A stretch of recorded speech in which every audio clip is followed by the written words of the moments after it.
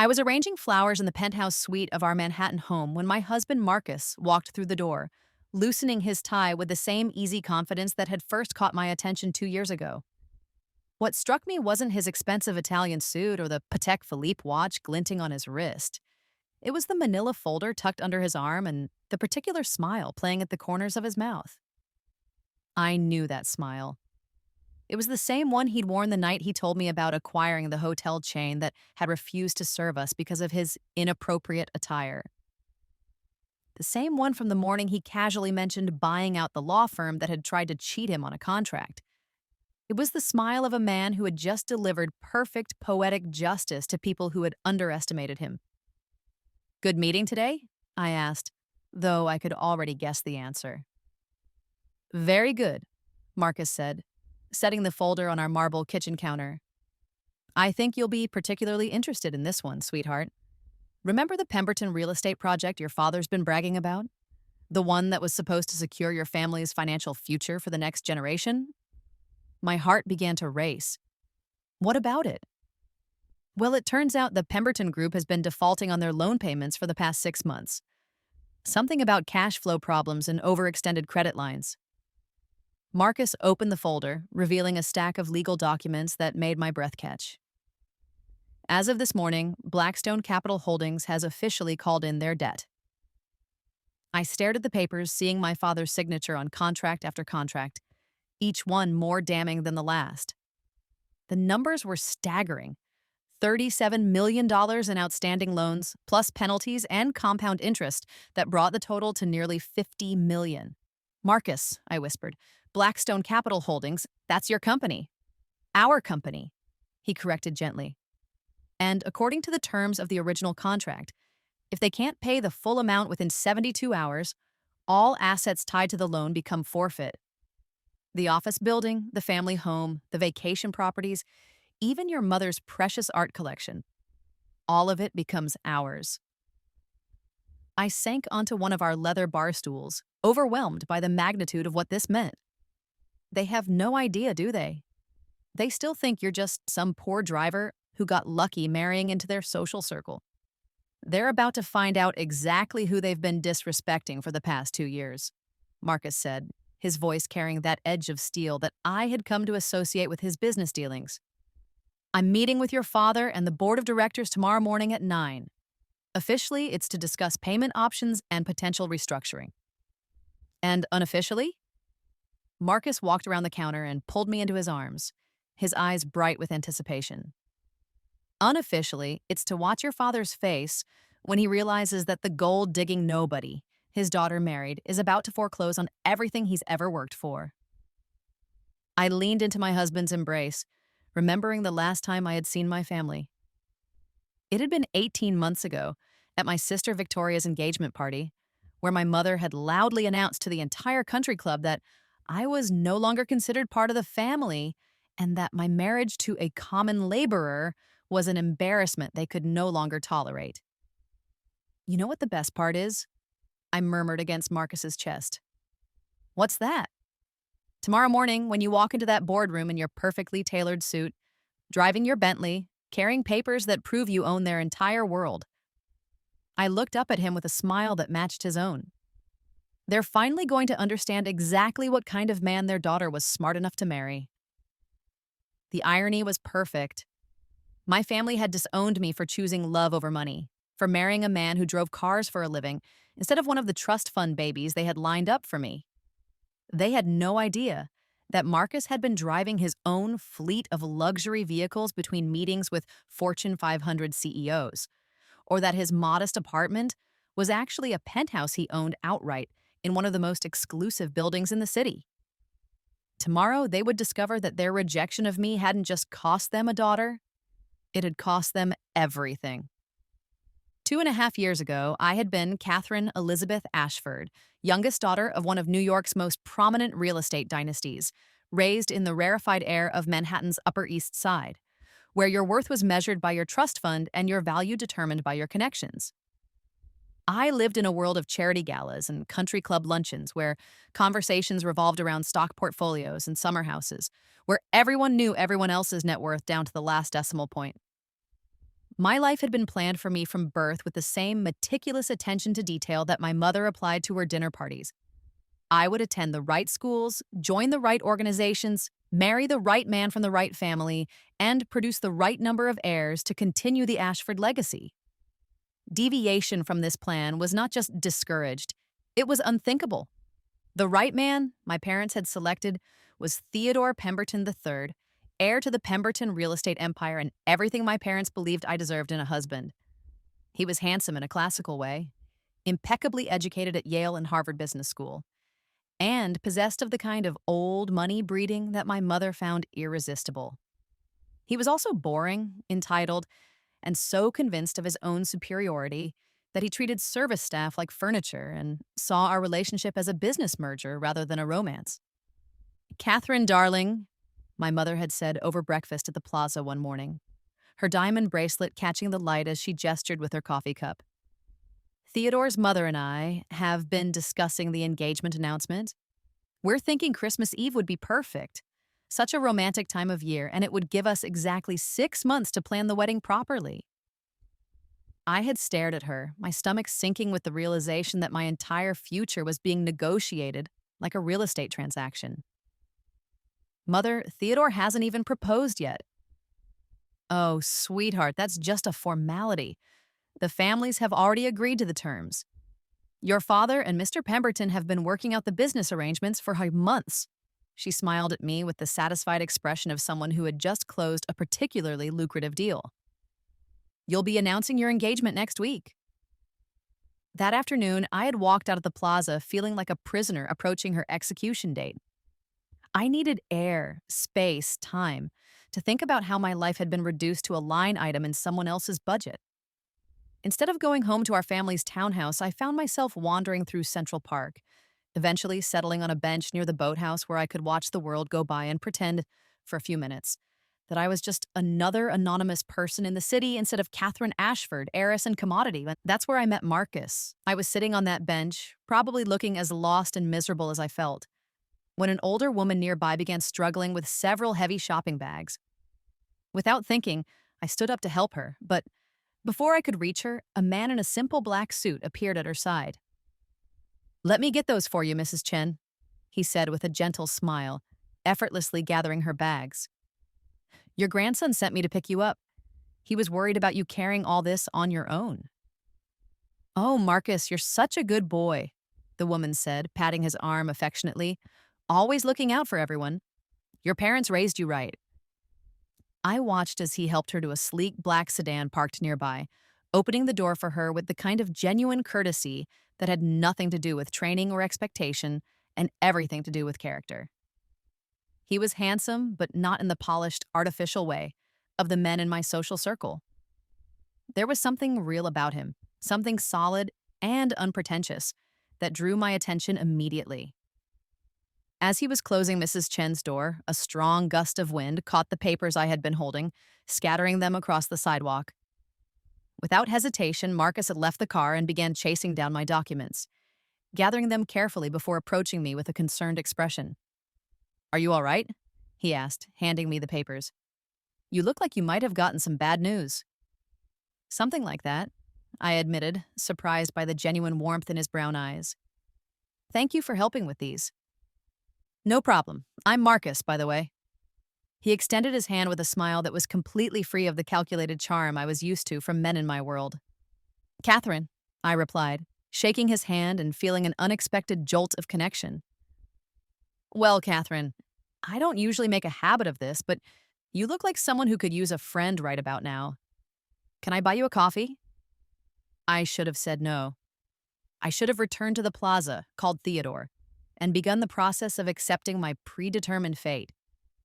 Instead, I found myself saying yes to this stranger who treated elderly women with kindness and chased down scattered papers for someone he didn't even know.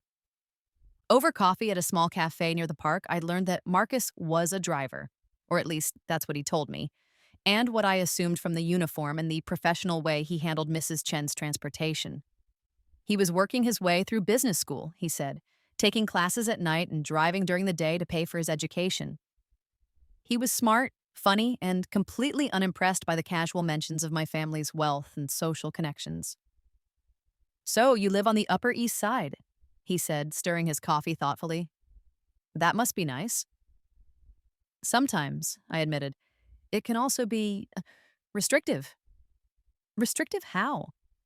I found myself telling him things I had never articulated before about the pressure, the expectations, the feeling that my entire life had been scripted by other people, about Theodore and the engagement that was being arranged without my consent, about feeling like a beautiful bird in a very expensive cage. That sounds lonely, Marcus said quietly. It is, I admitted, surprised by my own honesty. Well, he said with that easy smile, maybe we can be lonely together sometime. I mean, if you'd like to have coffee again. That coffee turned into dinner the following week, which turned into regular meetings over the next several months. I told my family I was taking art classes downtown, which wasn't entirely false, since Marcus had introduced me to galleries and museums I had never bothered to visit, despite living in Manhattan my entire life. He showed me parts of the city I had never seen, introduced me to people who judged character over connections, and treated me like Catherine, the person, instead of Catherine, the heiress. The first time he kissed me, on the steps of the Met after a particularly wonderful evening, I realized that I had never actually been in love before. What I had experienced with Theodore and the other acceptable men in my circle had been attraction to status and security, not genuine emotional connection. With Marcus, I felt seen and valued for who I was, rather than what I represented. But I also knew that my family would never accept him. The revelation came 6 months into our relationship, when my mother decided to have me followed by a private investigator after I started declining too many social commitments in favor of my mysterious art classes. Catherine Elizabeth Ashford, she said, storming into my bedroom with a manila folder that looked remarkably similar to the one Marcus had brought home today. What is the meaning of this? The photograph spilled across my bed. Images of Marcus and me holding hands in the park, sharing dinner at small restaurants, laughing together outside movie theaters. To me, they looked like evidence of the happiest months of my life. To my mother, they looked like proof of betrayal and social suicide. Mother, I can explain. Explain? Explain what? That you've been sneaking around with the hired help? That you've been throwing away your entire future for some common laborer who drives cars for a living? Her voice was shaking with rage and what might have been genuine fear. Do you have any idea what this could do to our family's reputation? What people will say? I love him, I said simply, and watched my mother's face cycle through horror, disbelief, and disgust. Love? Catherine, you don't love him. You're confused, you're rebelling, you're having some sort of breakdown, but love? Impossible. You can't love someone like that. Someone like what? Someone beneath you. Someone who will never be able to provide for you the way you deserve. Someone who will drag you down to his level instead of lifting you up to yours. The fight that followed was unlike anything I had ever experienced with my parents. And my father was called in, Theodore's family was consulted, and within hours I was presented with an ultimatum: end the relationship immediately and proceed with the planned engagement to Theodore, or be cut off financially and socially from everything and everyone I had ever known. You're being dramatic, my father said, his voice cold with disappointment. This isn't about love, Catherine. This is about your future, your security, your place in the world. Men like Theodore are a finite resource, and you're gambling away your one chance at the life you were born to live. What if I don't want that life? Then you don't want to be part of this family, my mother said flatly, because the two are inseparable. They were absolutely certain I would cave. I was 24 years old, had never held a job, had never paid a bill, had never lived anywhere but the family townhouse. I had been raised to be ornamental rather than functional, educated in art history and literature rather than practical skills. Without my trust fund and family connections, I would be helpless. Except I wasn't. Marcus had been teaching me more than just how to navigate the subway system and order coffee from food trucks. He had been showing me what it meant to be self-sufficient, what it felt like to earn respect rather than inherit it. what real partnership looked like when it was based on mutual support rather than financial arrangement. I need to tell you something, I said to him the night after the confrontation with my parents. We were in his apartment, a space I now realize was far too nice and well appointed for someone earning a driver's wages. But I had attributed it to good taste and financial discipline, rather than questioning the source of his obvious prosperity. I know, he said quietly. I figured they'd find out eventually. The question is, what do you want to do about it? I want to be with you, I said without hesitation. Whatever that means, whatever it costs, I want to choose you. Even if it means giving up everything else. Everything else doesn't matter if I can't be with the person I love. Marcus was quiet for a long moment, studying my face with an intensity that made me feel like he was looking directly into my soul. Catherine, I need you to understand what you're saying. If you choose me over them, there's no going back. Your family doesn't seem like the type to forgive and forget. I know.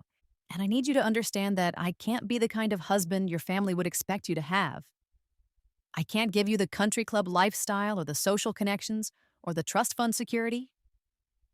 What he didn't say, what I wouldn't learn until much later, was that he could give me all of those things and more, but that he needed to be certain I was choosing him for the right reasons before he revealed the full truth about his circumstances. I don't want any of that, I said, and meant it. I want you. I want a real marriage based on love and respect and partnership. I want to build something together instead of just inheriting something from someone else. Then marry me, he said simply, not because it makes sense financially or socially, but because you can't imagine living your life with anyone else. And yes, I said, and felt more certain about that single word than I had about anything else in my entire life. We were married 3 weeks later in a small ceremony at the city hall, with only Marcus's business partner David as our witness, and Mrs. Chen from the park to throw rice at us afterward. I wore a simple white dress from Bergdorf's, paid for with my own credit card before my parents could freeze my accounts, and Marcus wore the same black suit I had first seen him in. It was nothing like the elaborate social event my parents had been planning with Theodore's family, but it was perfect because it was ours. The reaction from my family was swift and devastating. Catherine is no longer our daughter, my father announced in a prepared statement to the society pages. She has chosen to align herself with people and values that are incompatible with our family's standards and expectations. We wish her well, but we cannot and will not support her decision. My trust fund was revoked, my credit cards canceled, my belongings packed and donated to charity. My sister Victoria was instructed to delete my number from her phone, and the family's friends and associates were informed that any social invitations extended to me would be considered an act of disloyalty to the Ashford name. Within a month, I had gone from Catherine Ashford, heiress, to Catherine Reed, nobody, and I had never been happier. Marcus helped me find a job at a small art gallery in Soho, where my education in art history actually proved useful for something other than cocktail party conversation. The pay was modest, but it was mine, earned through my own efforts rather than inherited through accident of birth. I learned to cook, to budget, to navigate the subway system, to live like a normal person instead of an ornamental princess. More importantly, I learned what real love looked like in practice. Marcus was everything Theodore had never been. Considerate without being condescending, protective without being controlling, ambitious without being ruthless. He worked long hours, but always made time for me. He listened to my opinions and valued my thoughts. He treated me like an equal partner rather than a beautiful accessory. The only thing that puzzled me was how well we lived despite our supposedly modest incomes. Marcus's apartment was clearly expensive, and he seemed to have access to resources that didn't match his explanation of driving for wealthy clients. When I mentioned it, he would smile and talk about the importance of good financial planning and smart investments. But I sensed there was more to the story. I assumed he was embarrassed about not being able to provide for me the way my previous suitors could, so I never pushed for details. I was so grateful to be free from my family's expectations and so happy with our life together that I didn't question the contradictions. That was my mistake. If I had been more curious about Marcus's real circumstances, I might have been prepared for what happened next. But perhaps it was better this way. Perhaps the shock of discovering who my husband really was made my family's downfall even more satisfying than it would have been if I had been expecting it. The first hint that Marcus was not exactly what he seemed came 18 months after our wedding at my sister Victoria's engagement party. I had been dreading the event for weeks, knowing that my parents had only invited me as a way to publicly demonstrate their disapproval of my choices and their satisfaction with Victoria's more appropriate selection of a fiancé. Victoria was marrying Winston Carstairs, heir to a shipping fortune and exactly the kind of man our parents believed represented security and success. He was handsome, wealthy, well-connected, and had proposed with a 7-carat diamond that my mother couldn't stop mentioning in her conversations with friends. From my family's perspective, Victoria had learned from my mistakes and chosen correctly. "Are you sure you want to go?" Marcus asked as I struggled with the zipper on my cocktail dress, a simple black number from Nordstrom that had cost me 2 weeks' salary and still looked cheap compared to what the other guests would be wearing. "I need to go," I said. "Victoria is still my sister, even if my parents have written me off. And maybe seeing how happy we are together will help them understand that I made the right choice." Marcus was quiet as he helped me with the zipper, his hands gentle on my shoulders. "Catherine, I need you to be prepared for the possibility that they're not interested in understanding. Sometimes people would rather be right than be happy." "I know, but I have to try." What I didn't know was that Marcus had been preparing for this confrontation for months, carefully timing business moves and financial arrangements to ensure that my family's reckoning would come at exactly the right moment. While I was worrying about which dress to wear and whether my parents would speak to me, he was orchestrating the carefully controlled demolition of everything they had built their arrogance on. The party was being held at the Metropolitan Club in a ballroom that had probably cost more to rent for one evening than Marcus and I spent on living expenses in 6 months. The guest list read like a directory of New York's social elite: old money families, new money entrepreneurs, politicians, celebrities, and everyone who considered themselves important enough to matter in our city's complicated social hierarchy. I felt underdressed and out of place the moment we walked through the door, but Marcus moved through the crowd with an ease that surprised me. He seemed to know several of the guests, greeting them with familiarity that suggested business relationships rather than social connections. When I asked how he knew Theodore Pemberton Sr., Marcus just smiled and said something about having done some driving for his company. "Catherine!" Victoria appeared at my side, resplendent in a flowing emerald gown that probably cost more than my monthly salary. "I can't believe you came."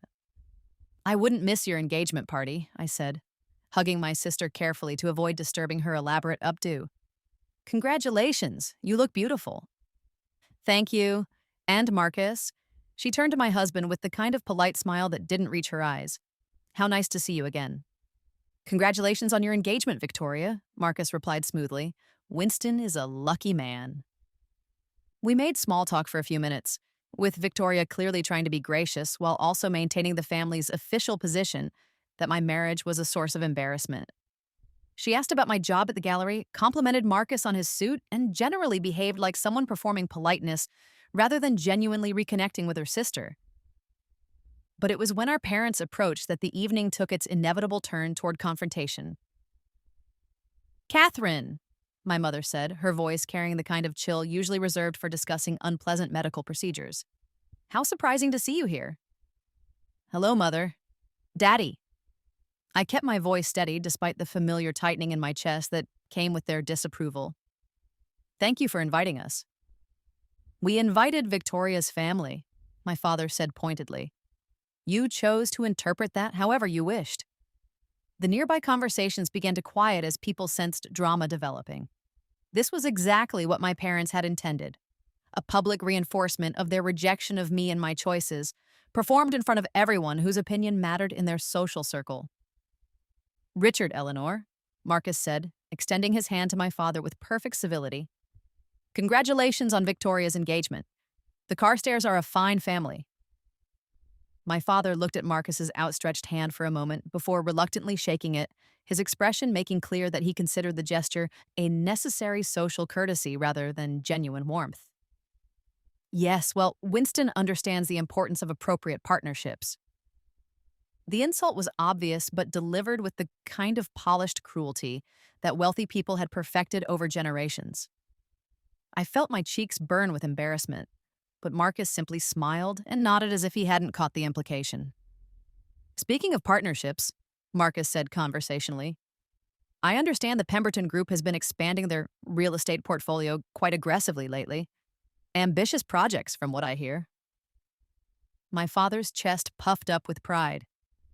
Yes, we're developing several major properties. The Pemberton project alone represents the largest commercial real estate development in Manhattan in over a decade. Impressive, Marcus said. That must require significant capital investment. Well, when you have the right connections and the proper business relationships, financing becomes much more manageable, my father replied, clearly enjoying the opportunity to discuss his success in front of his disappointing daughter and her inappropriate husband. I'm sure it does, Marcus agreed, though I suppose the key is making sure those business relationships remain stable. So much can change in the financial world. There was something in Marcus's tone that made me glance at him sharply, but his expression remained perfectly pleasant and interested. If I hadn't known him as well as I did, I might have missed the slight sharpening of his attention, the way his posture shifted almost imperceptibly into something more predatory. The Ashford family has been successfully managing business relationships for 3 generations, my father said stiffly. I think we understand the fundamentals of financial stability. Of course, Marcus said, though I imagine the current market conditions must be creating some challenges. Interest rates, regulatory changes, that sort of thing. My mother, who had been listening to this exchange with growing irritation, finally interrupted. I'm sure you find these business discussions fascinating, Marcus, but perhaps you could enlighten us about your own career prospects. Are you still driving cars for a living, or have you found something more substantial? The question was designed to humiliate both Marcus and me, delivered in front of a gathering of people whose approval had once meant everything to me. I felt my face flush with anger on Marcus's behalf, but he simply smiled at my mother with unruffled composure. I'm still in transportation, yes, he said easily, though my role has expanded somewhat recently. I've been working more on the business development side of things. How lovely, my mother said with patent insincerity. And Catherine, are you still playing at working in that little gallery? Such a charming hobby for a married woman. It's not a hobby, Mother. It's my job. Of course, dear. Well, I suppose everyone needs something to occupy their time. She turned back to Marcus with the kind of smile that preceded particularly sharp social cuts. You know, Marcus, when Catherine was engaged to Theodore, we used to joke that she would never have to work a day in her life. Such security in marrying the right sort of person, don't you think? The surrounding conversations had stopped entirely now, with our corner of the ballroom transformed into an impromptu theater for my family's public rejection of my choices. I could see the calculating expressions on faces around us, people filing away every word for later gossip and social positioning. Security is important, Marcus agreed calmly, though I've found that the most secure position is understanding exactly who you're doing business with. Something in his phrasing made my father's eyes narrow slightly, but before he could respond, Winston Carstairs appeared at Victoria's side, clearly having been sent by his fiancée to diffuse the growing tension. Mr. and Mrs. Ashford, Winston said with the smooth confidence of someone accustomed to managing social situations. I hope you'll excuse me for interrupting, but I wanted to thank you again for this incredible celebration. Of course, Winston, my mother said, her demeanor immediately warming as she turned toward her approved future son-in-law. We're so thrilled to welcome you to the family properly. The feeling is mutual, and Catherine. Winston turned to me with genuine kindness. It's good to see you. Victoria has missed having you around. Thank you, Winston. Congratulations on your engagement. Thank you. And you must be Marcus. Winston extended his hand to my husband. I've heard a lot about you. Nothing too terrible, I hope, Marcus replied, shaking Winston's hand with what seemed like genuine warmth. Actually, all good things. Victoria mentioned that you work in transportation? That's right. Interesting field, My family's been in shipping for generations, so I have a lot of respect for the logistics industry. Are you in freight, passenger service, or a bit of everything, really? Marcus said. My company handles transportation solutions for a variety of clients. Your company? My father interrupted, his voice sharp with suspicion. I thought you were a driver. Marcus smiled, and I saw something in his expression that I had never noticed before, something calculating and almost predatory. I am a driver. I drive my business forward every day. Before anyone could respond to this cryptic statement, Marcus glanced at his watch and turned to me with an apologetic expression. Catherine, I'm sorry, but I just realized I have an early meeting tomorrow that I need to prepare for. Would you mind if we headed home soon? Of course, I said, grateful for any excuse to escape the increasingly tense confrontation. As we made our goodbyes, stilted and awkward with my parents, warm and genuine with Victoria and Winston, I caught my mother whispering something to one of her friends that made them both look at Marcus and me with expressions of pity and condescension. I'm sorry about that, I said to Marcus as we waited for our taxi outside the club. They were horrible to you. Were they? Marcus asked, seeming genuinely puzzled. I thought they were quite revealing, actually. Revealing how? About their priorities, their values, their understanding of what really matters in the world. He pulled me closer as a cool breeze swept down the street. Catherine, your family thinks wealth and status are the only measures of a person's worth. They can't conceive of any other form of success or security. I know, it's embarrassing. It's not embarrassing, it's educational. Now I know exactly what kind of people they are and exactly how they think. Marcus smiled, and there was that predatory edge again. That information is going to be very useful. Useful how? But Marcus just kissed my forehead and flagged down our approaching taxi, leaving my question unanswered. It wasn't until 6 months later, when he walked through our penthouse door with that manila folder and that particular smile, that I understood what he had meant. The boardroom of Ashford Holdings occupied the entire top floor of a glass tower in Midtown, with windows offering panoramic views of Manhattan that were designed to intimidate visitors and reassure clients of the family's prominence and success. I had been in this room exactly once before when I was 16, and my father had brought me to see how real business was conducted. The mahogany table could seat 20 people. The Persian carpet alone was worth more than most people's cars. And the oil paintings on the walls depicted 3 generations of Ashford men who had built the company from a small construction firm into a real estate empire. This morning, that empire was about to crumble. I sat in the reception area outside the boardroom, officially present as Marcus's wife, but actually there to witness the moment when my family finally understood exactly who they had been dismissing for the past 2 years. Marcus had left for the office early, dressed in a charcoal gray suit that had probably cost more than my old trust fund allowance, carrying a briefcase that contained $37 million worth of financial documents and the legal authority to destroy everything my family had spent 3 generations building. Mrs. Reed, my father's secretary, Patricia, approached with the kind of nervous smile that suggested she had been briefed on the potentially explosive nature of this morning's meeting. They're ready for you now. I followed her through the heavy oak doors into the boardroom, where my father, Theodore Pemberton Sr., and 3 other board members were seated around the massive table, all of them wearing expressions that mixed annoyance with condescension. They clearly viewed this meeting as a formality, a brief, unpleasant conversation with some small-time creditor who could be easily managed with the right combination of legal maneuvering and financial pressure. Catherine, my father said with the kind of cool politeness he might show to a business rival's wife. I'm surprised to see you here. I wasn't aware you had any involvement in your husband's business activities. I'm learning, I said simply, taking the seat that Patricia indicated at the far end of the table. Marcus believes in keeping me informed about important developments. How modern of him, Theodore Sr. said with barely concealed sarcasm. Though I'm not sure why he felt it necessary to bring you to what should be a straightforward financial discussion.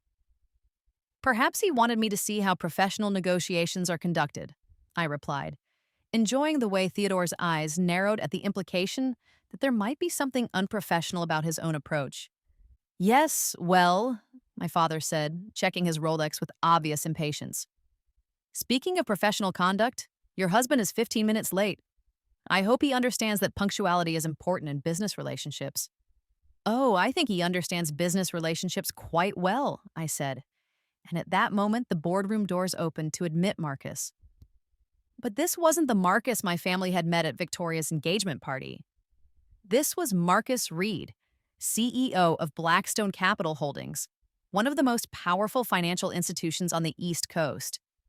He moved with the confidence of someone who owned everything he surveyed, his handmade Italian suit fitting him like armor, his expensive watch catching the morning light, his briefcase clearly containing the kind of documents that could make or break companies. "Gentlemen," he said with a smile that didn't reach his eyes, "thank you for agreeing to meet with me on such short notice. I hope you don't mind that I brought my wife. She has a vested interest in today's proceedings." The change in the room's atmosphere was immediate and dramatic. My father's face had gone pale. Theodore Sr. looked like he was having trouble breathing, and the other board members were exchanging glances that suggested they were beginning to understand that this meeting was not going to proceed as they had expected. "Mr. Reed," my father said slowly, "I think there may have been some sort of misunderstanding. We were expecting to meet with a representative from Blackstone Capital Holdings about our loan arrangements." "No misunderstanding," Marcus said cheerfully, taking the seat at the head of the table, the seat traditionally reserved for my father during board meetings. "I am the representative from Blackstone. In fact, I am Blackstone Capital Holdings." The silence that followed was so complete that I could hear the air conditioning humming and the distant sound of traffic 30 floors below. Every man in that room was performing rapid mental calculations, trying to reconcile the poor driver they had dismissed with the billionaire sitting before them. "That's impossible," Theodore Sr. finally managed. "We've been dealing with Blackstone for months. We've met with their executives, signed contracts with their legal team." "You've been dealing with my employees," Marcus corrected smoothly. "Very competent people, but employees nonetheless. I generally prefer to let them handle the preliminary work while I focus on strategic decisions." He opened his briefcase with deliberate precision, removing a stack of documents that he arranged on the table with the same care a chess master might use to position his pieces. "Which brings us to today's strategic decision. Mr. Reed," my father said, his voice carefully controlled but carrying an undertone of growing panic. "If you're here personally, I assume we can work out some sort of arrangement regarding the payment schedule. The Pemberton project has encountered some temporary cash flow challenges, but—" "Temporary," Marcus interrupted, consulting one of his documents. "According to my records, you've missed 6 consecutive payment deadlines. The interest penalties alone have increased your debt by $12 million. Yes, but the underlying fundamentals of the project are sound. Once we complete the first phase of construction, we'll have more than enough revenue to— To what? Pay back $50 million plus accumulated interest?" Marcus leaned back in his chair, studying my father with the expression of a scientist examining an interesting specimen. "Mr. Ashford, your project was over-leveraged from the beginning. You've been using projected revenues from incomplete construction to service existing debt while taking on additional loans to cover operational expenses." Theodore Sr. tried to interject. The market analysis was prepared by your own people and designed to support the conclusions you wanted to reach," Marcus said dismissively. "My analyst ran independent projections 6 months ago. The Pemberton project will never generate sufficient revenue to service its debt load, even under the most optimistic scenarios." "Then why did Blackstone approve the loans in the first place?" one of the other board members demanded. Marcus smiled, and for the first time since entering the room, his expression showed genuine warmth. "Because I wanted to see exactly how far you would dig yourselves into debt. Call it a social experiment." The temperature in the room seemed to drop by 10 degrees. I could see the moment when each man realized that this wasn't a negotiation, it was an execution. "You've been planning this," my father said, his voice barely above a whisper. "You've been deliberately setting us up for failure." "Planning is a strong word," Marcus replied conversationally. "I prefer to think of it as allowing you to demonstrate your true character. And you've been remarkably consistent in that demonstration." He pulled out another document, this one bearing the official seal of Blackstone Capital Holdings. This is a formal notice of default. As of 9 o'clock this morning, your outstanding debt to Blackstone Capital Holdings is due in full. You have 72 hours to remit payment of $49,700,000. You know we don't have that kind of cash, Theodore Sr. said desperately. I know, Marcus agreed pleasantly, which means that according to the terms of your loan agreement, all assets securing the debt become property of Blackstone Capital Holdings. The office building we're sitting in, the Ashford family estate in the Hamptons, the art collection, the investment properties, the company itself, all of it becomes mine. You can't do this, my father said, but his voice lacked conviction. Actually, I can. Your lawyers reviewed these contracts very carefully before you signed them. Everything I'm doing is completely legal and properly documented. Marcus gestured toward the documents spread across the table. Feel free to call your attorneys if you'd like confirmation. For several minutes, the only sounds in the room were pages rustling, as the board members frantically read through contract terms they had apparently never bothered to understand fully. I watched their faces as the reality of their situation became clear. The growing horror, the desperate search for escape clauses, the dawning understanding that they had been outmaneuvered completely. There has to be something we can do, one of the board members finally said. Some sort of payment plan, an extended timeline, additional collateral. Why would I want a payment plan? Marcus asked with genuine curiosity. Your company is failing, your projects are underwater, and your management team has proven remarkably incompetent. Taking possession of your assets and liquidating them immediately is far more profitable than waiting for you to continue your pattern of poor decisions. Mr. Reed, my father said, his voice taking on the desperate tone of a man who had run out of options. Surely we can reach some sort of accommodation. I'm willing to discuss additional terms, alternative arrangements. What sort of alternative arrangements? Well, personal guarantees, perhaps. Or we could bring in additional investors, restructure the ownership. Marcus was quiet for a moment, apparently considering this proposal. Then he turned to look at me with an expression of mock confusion. Catherine, didn't your father disown you for marrying me? Didn't he announce publicly that you were no longer part of his family because I was beneath your social status? He did, I confirmed, enjoying the way my father's face flushed with embarrassment. And didn't your mother tell everyone at Victoria's engagement party that I was just a driver who would never be able to provide for you properly? She did. So why? Marcus asked, turning back to my father with that predatory smile. Would I want to make any sort of accommodation for people who have spent 2 years insulting my wife and questioning my character? The silence that followed was different from the earlier quiet moments.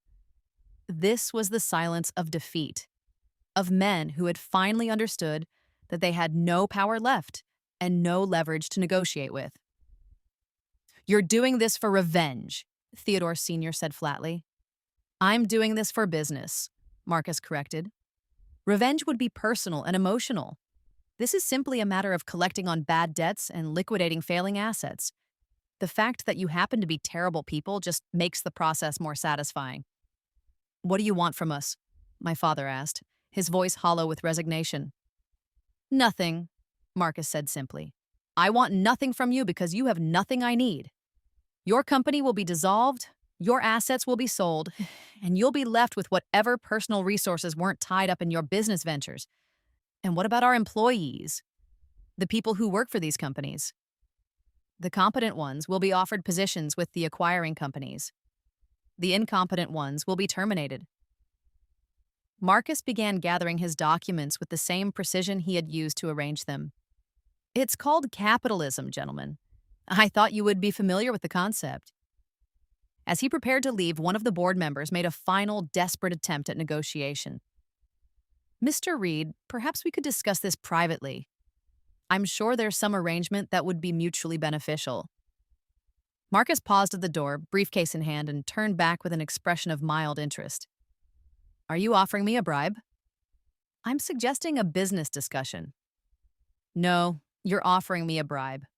Which is interesting because it suggests you think I might be motivated by the same kind of short-sighted greed that got you into this situation in the first place. Marcus smiled, and this time there was nothing pleasant about the expression. Gentlemen, I already own everything you have. What could you possibly offer me that I can't simply take? After Marcus left the boardroom, I remained seated for a few moments, looking around at the portraits of my ancestors and the symbols of family power that would soon belong to someone else. The men who had built this empire had been flawed but formidable, creating something substantial from nothing through hard work and smart decisions. Their descendants had inherited their wealth, but not their wisdom. And now everything they had built was about to be dismantled by someone they had dismissed as unworthy of their respect. Catherine, my father said quietly, you knew about this. I knew Marcus wasn't what you thought he was, I admitted. I didn't know the full extent of his business holdings, but I knew you had underestimated him. Why didn't you warn us? I stood up, smoothing my dress and gathering my purse with the same composure I had learned from watching my mother navigate social situations. Why would I warn you? You disowned me, remember? You told me I was no longer part of this family. You made it very clear that my choices and my husband were not your concern. But we're your family, Theodore Sr. protested. Blood should mean something. Blood should mean something, I agreed, but so should love and respect and basic human decency. You offered me none of those things when I needed them. I walked toward the door, then paused to look back at the men who had once controlled my entire world. You know what the ironic thing is? If you had simply accepted Marcus for who he was, if you had welcomed him into the family and treated him with basic respect, none of this would have happened. He would have been content to be your son-in-law and keep his business interests separate from your personal relationship. And now you'll discover what it feels like to lose everything because of your own pride and prejudice. I left them sitting in that boardroom, surrounded by the artifacts of their former power, contemplating the ruins of everything they had spent their lives building. And for the first time since I had known them, I felt genuinely sorry for my parents. Not because they were losing their wealth, but because they had never learned to value anything else. 6 months later, I stood in the marble foyer of our new home, the former Ashford family estate that Marcus had acquired along with the rest of my parents' assets, directing the placement of artwork in what had once been my mother's formal living room. The irony wasn't lost on me that I was now the mistress of the house where I had grown up, as a disappointment and an inconvenience. The Monet looks perfect there, Marcus said, appearing beside me with 2 cups of coffee and a satisfied smile. Your mother always did have excellent taste in art. It's strange being back here, I admitted, accepting the coffee gratefully. Everything looks the same, but it feels completely different. That's because you're different. You're not the woman who left this house 2 years ago. He was right. The Catherine Ashford who had grown up in these rooms had been passive, compliant, defined entirely by other people's expectations and approval. The Catherine Reed who now owned this house was confident, independent, and completely comfortable with who she had chosen to become. Any word from the estate agent about the Hampton house, I asked? Sold yesterday to a tech mogul who plans to tear it down and build something more modern. Marcus grinned at my expression. Don't look so horrified. The new owner is actually quite nice. He's planning to build a sustainable, energy-efficient house that will be much better for the environment. I'm not horrified. It's just that house has been in my family for 3 generations. And now it's helping to fund the children's hospital wing we're endowing. I think that's a much better legacy than serving as a monument to your family's sense of entitlement. The Children's Hospital Wing was just one of several charitable projects we had undertaken with the money from liquidating my family's assets. There was also a scholarship fund for students from low-income families who wanted to study business, a microloan program for entrepreneurs who couldn't get traditional bank financing, and a foundation that provided job training for people transitioning out of homelessness. Speaking of legacy, Marcus said, pulling an envelope from his jacket pocket. This arrived for you this morning. The return address made my heart skip a beat. It was from Victoria, the first direct communication I had received from any member of my family since the collapse of their business empire. Dear Catherine, I hope this letter finds you well. I know it's been months since we've spoken, and I know things between our family and you have been complicated. But I wanted to reach out because I owe you an apology. When Marcus revealed who he really was, And what was going to happen to the family business? My first reaction was anger. I felt betrayed, like you had been part of some elaborate scheme to destroy us. But I've had time to think about it, and I realize that's not fair. You fell in love with a good man who happened to be wealthy but chose not to flaunt it. You chose someone who valued character over connections, who treated you as an equal rather than an ornament. And instead of celebrating your happiness, we punished you for making a choice that didn't fit our narrow definition of success. Winston and I have been talking a lot about what kind of family we want to build together, and we both agree that we don't want to repeat the mistakes our parents made. We want to value people for who they are rather than what they have. I know I can't undo the way we treated you, and I know you probably have no reason to forgive us.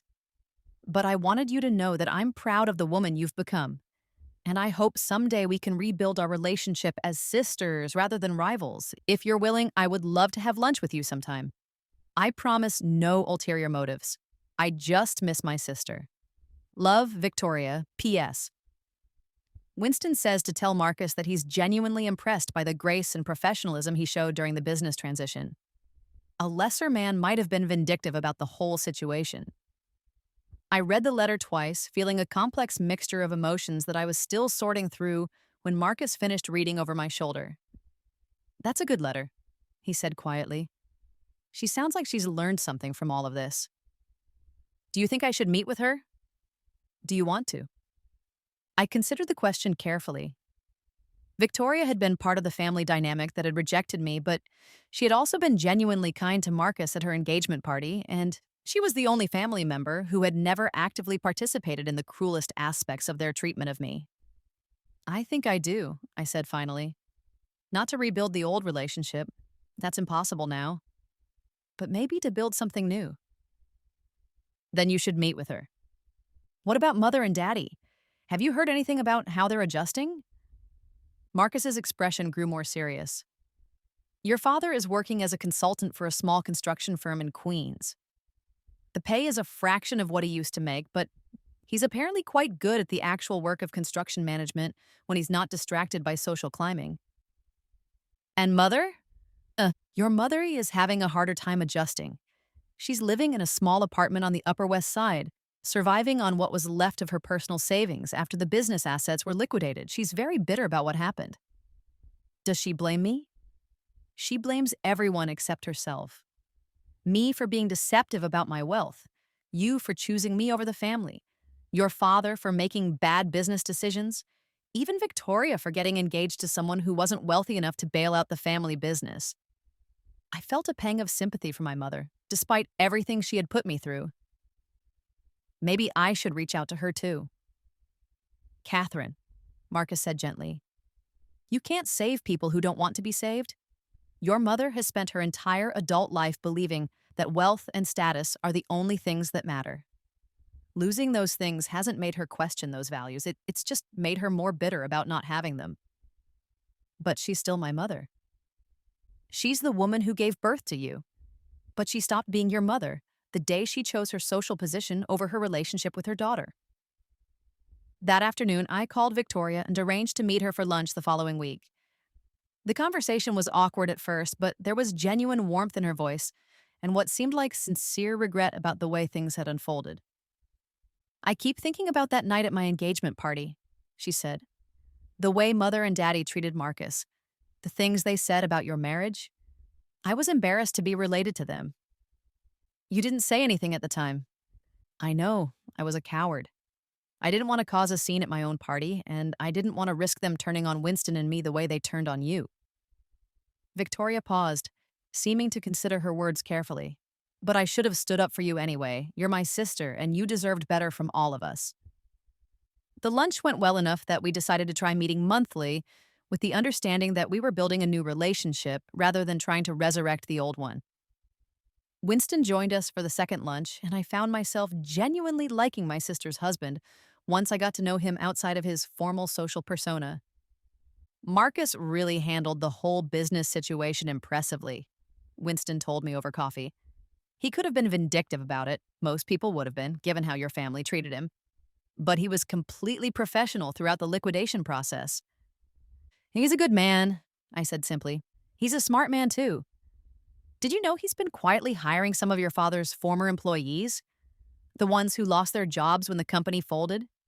He's found positions for them in his other business ventures. I hadn't known that, though it didn't surprise me.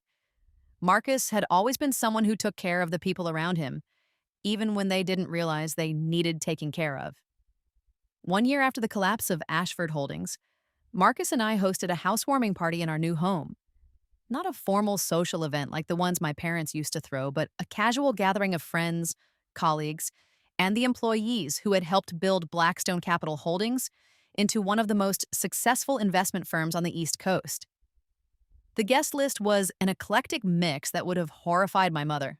Artists and entrepreneurs, tech executives and teachers, people from every level of society who shared the common trait of being genuinely interesting and accomplished in their chosen fields. There were no society photographers documenting the event and no social columnists calculating the net worth of the attendees. It was simply a celebration of the life Marcus and I had built together. "This is perfect," I told him as we stood on the terrace, overlooking the garden where I had played as a child, watching our guests enjoying themselves in the warm evening air. "Better than the charity galas at the Metropolitan Club?" "Infinitely better. These are people I actually want to spend time with." "That's because you're not trying to impress anyone anymore," Marcus said, pulling me closer. "You're just being yourself." "Do you ever regret it?" I asked. "The way you handled my family's situation? You could have approached it differently, been more merciful, given them more time to adjust." Marcus was quiet for a moment, considering the question seriously. "Catherine, I've learned that mercy without justice isn't really mercy at all. It's just enablement. Your parents spent decades believing they were entitled to treat people badly because of their wealth and social position. If I had bailed them out, they would have learned nothing from the experience. And now? Now your father is discovering that he's actually quite good at honest work when he applies himself. Your sister is building a marriage based on genuine partnership rather than financial calculation. And your mother—" He shrugged. "Your mother is learning that the world doesn't owe her anything, just because she was born into privilege." What about us? What did we learn? We learned that the best revenge isn't destroying your enemies. It's building something so beautiful and meaningful that their attempts to hurt you become irrelevant. Marcus kissed my temple gently.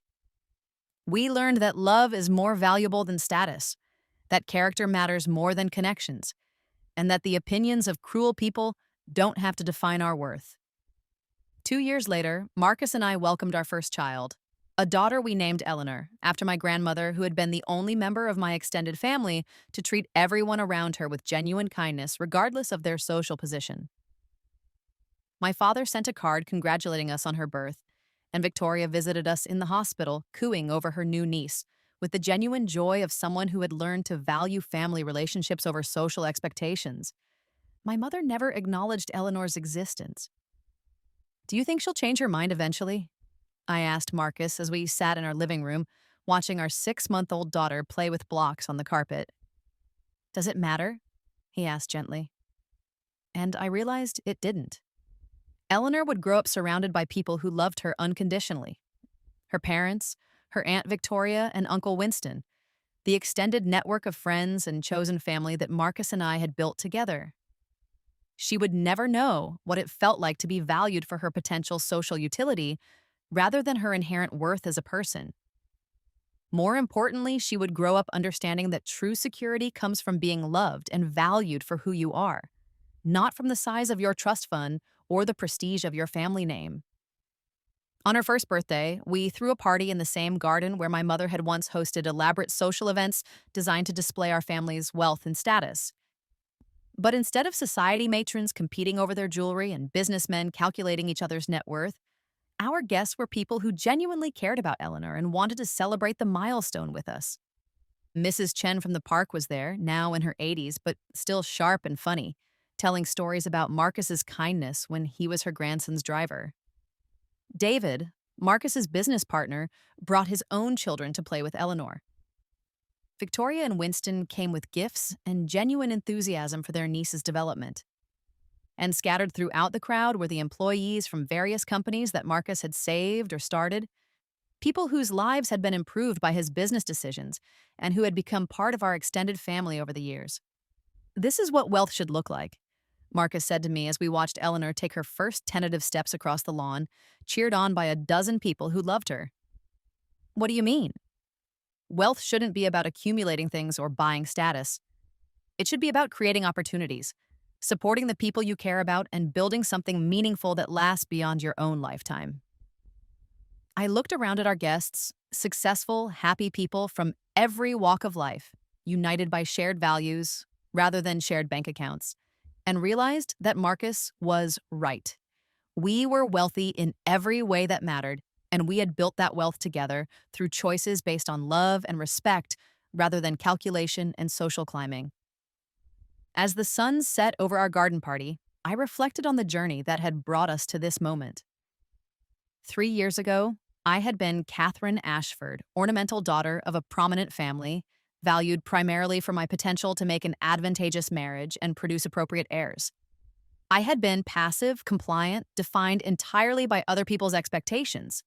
Now I was Catherine Reed, equal partner in a marriage based on genuine love and mutual respect, co-founder of multiple charitable organizations, mother to a daughter who would grow up understanding that her worth came from her character rather than her connections. The transformation hadn't been easy, and it certainly hadn't been comfortable. Losing my family's approval had been painful, even when I knew they were wrong. Starting over with no financial safety net had been scary, even with Marcus's support. Learning to value myself independently of other people's opinions had been the hardest challenge of all, but it had been worth it. Every difficult moment, every social slight, every awkward encounter had been worth it to arrive at this place. Surrounded by people who loved me for who I was, married to a man who saw me as an equal partner, raising a daughter who would never doubt her own worth. Catherine, Marcus said quietly as our guests began to gather their children and make their goodbyes, do you have any regrets? I looked at him.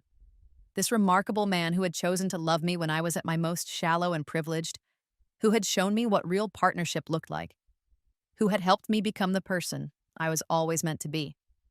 Only one, I said. What's that? I regret that it took me so long to see what was right in front of me.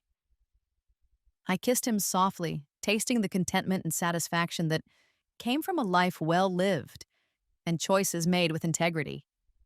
But maybe that's the point. Maybe we had to go through everything we went through to appreciate what we have now. Maybe, Marcus agreed, pulling me closer as Eleanor toddled over to us with the unsteady but determined gait of a child who had just discovered the joy of walking. But I prefer to think we were just smart enough to recognize love when we found it, even when everyone around us said we were making a mistake. As we stood together in our garden, watching our daughter explore her world with fearless curiosity, I felt a deep sense of peace settle over me. The girl who had been defined by other people's expectations was gone, replaced by a woman who knew her own worth and had chosen to build a life based on love rather than status. It was, I thought, as Eleanor laughed and reached for her father's hands, exactly the life I was meant to live. And for the first time since I could remember, I felt genuinely grateful for every choice that had brought me to this moment, even the painful ones that had taught me to value what really mattered. The family that had disowned me for marrying beneath my station had lost everything because of their pride and prejudice. But I had gained everything that actually mattered: love, respect, genuine partnership, and the unshakable knowledge that I was exactly where I belonged. It was, I realized, the most perfect revenge of all. Not just surviving their rejection, but thriving beyond their wildest expectations while they learned too late the true cost of their cruelty.